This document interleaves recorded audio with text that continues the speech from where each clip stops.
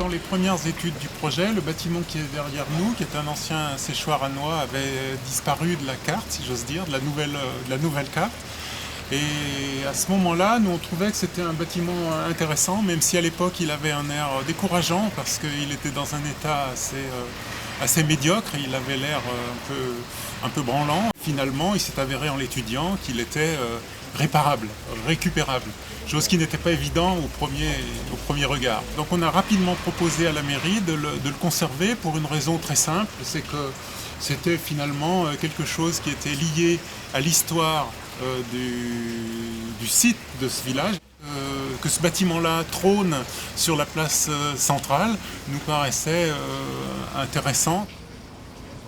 Au rez-de-chaussée de ce bâtiment-là, en dessous, au niveau en dessous, on a un four à pain qui est par ailleurs associé à une fontaine.